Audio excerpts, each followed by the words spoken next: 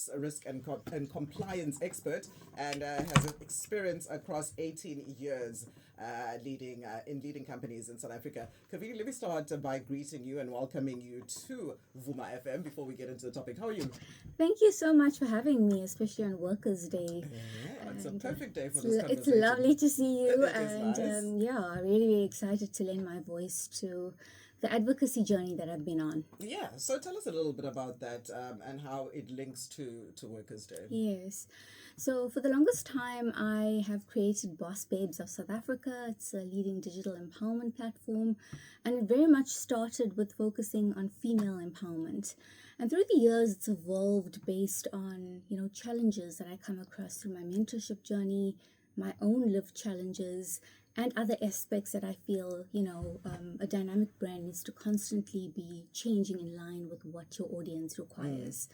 So for me, today is a very special day to be able to share some of the work that we've been doing, and as well as weigh in on a concept that we don't often talk about, which is workplace bullying, harassment, and the new legal term is around corporate GBV, which is something that we also don't talk about enough. Well, GBV's only in very recently become a sort of Yes. a concept that we Yes. understand. The actual, excuse me, action has been there for years, the Right. gender-based violence aspect of it, but the terminology is only coming into the mainstream now.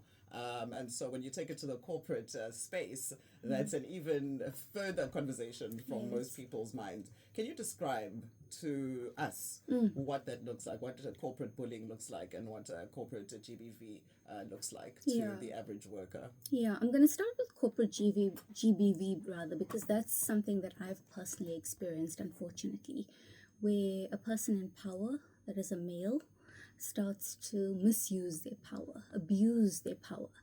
And, it starts very subtly. And often you don't pick it up immediately. You just think, oh, this person's having a bad day. But the actual terminology around it is where you intentionally cause harm. And harm not being physical, because I think we've all seen pictures of GBVF and it's physical.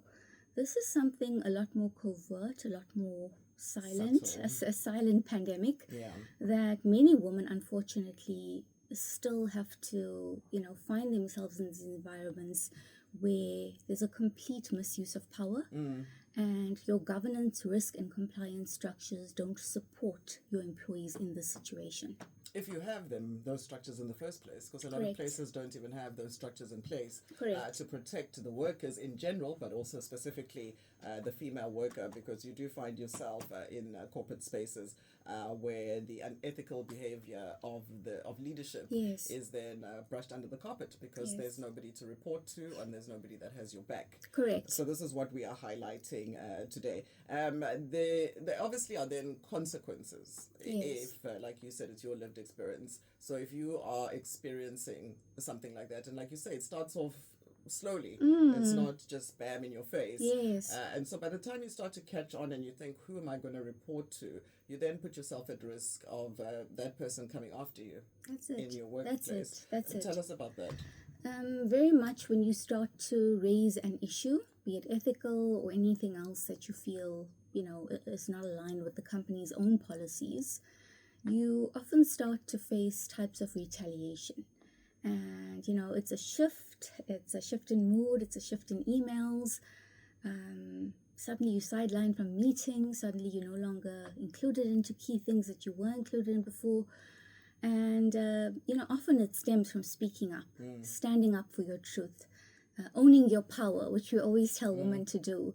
But the challenge thereafter, the forms of retaliation and harm that follows after, can be quite devastating to one's personal brand, to their mental health, which is something we also don't talk enough about.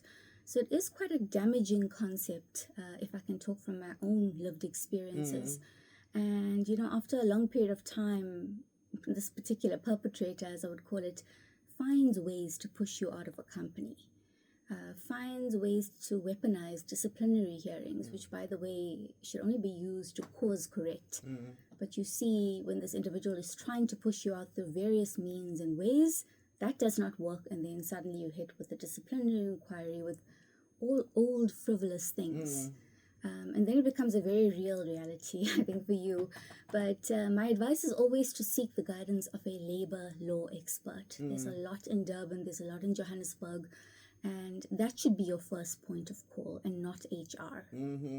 We've heard the stories now. Yes. I watch a lot of things on social media where people are explaining to us, even people who are in HR, who have said Yes. to us, we're not there for you, we're there for the company. Absolutely. So, especially in cases where something impacts your mental health and your livelihood, your ability to bring home the bacon, so to speak, it does become a rather more serious situation. Absolutely. When somebody's impacting your life. And I'd like to turn this to you, Mlaleli, ukuthi mhlambe kwake kwenzeka yini kuwena ukuthi usemsebenzini and khona ubaslo or akuthinti ngesandla, but izenzo zakhe, especially ngoba umuntu wesifazane, zikwenza ube uncomfortable, zikwenza uzidoubt lapha emsebenzini, zikwenza ungasafuni ukuya emsebenzini.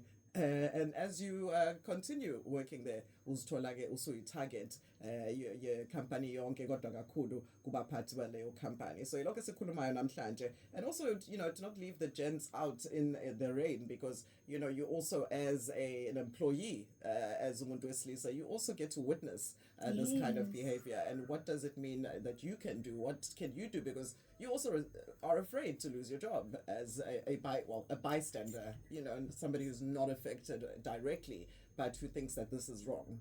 But what can you do? So these are sort of the things that we want to talk about. If you would like to be a part of the conversation, please do send me a WhatsApp on 073-709-1991. You're also welcome to give us a call. It's 086 1010 300. I am in conversation with Kovini in a studio right now. So you are welcome to do that. So it's called corporate GBV. I hadn't heard that until you brought it up. And like you said, it's not physical. Yes. Maybe very rarely might it be physical, but it's mostly about how you are treated. Correct. And these individuals, these perpetrators, are often very strategic.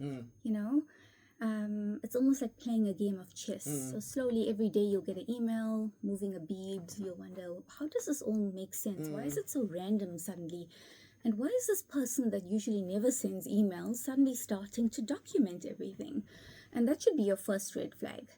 When you suddenly are excluded, you have this funny gut feel. I feel like we don't listen to our gut enough, and we really should. Is to consult that labor lawyer and get the support you need. And I think the biggest piece of advice to anyone who's listening to this and is going through such sort of trauma and work is to please record everything. You may feel like, it's an admin kind of task. But these days, you are allowed to record conversations that you are having directly with a person. You can't leave your cell phone somewhere and go away, but you can record every conversation with your manager, even if you So like with me and you are talking now, it's legal for me to record it, say you were my manager. It is admissible at the end of the day if a case has to go to the CCMA or whatever the case may be, that you don't end up feeling like you gaslit. Because that's what often happens. I didn't say that, that's not what I meant. I mean, you have this evidence to go back to, your sanity prevails. And that's the thing. I mean, when somebody starts attacking your sanity, that's a very slippery slope. That's it. It's a very slippery slope. And let's talk about it. Perhaps, I don't know what your situation was, Kovini, but it can be this corporate GBV. It can be based on sort of, let's say, unwanted attention, number one, male-female attention, but it can also be a bit of misogyny, where a man just doesn't think that a woman should be in your position. And it doesn't have anything to do with a sexual interest, but they just feel like they rather have one of the boys in your position and then make your life that much more difficult. So I want a woman to be aware that it's not just because, this guy maybe wants to date you and you've said no, and it's a very awkward thing in the workplace.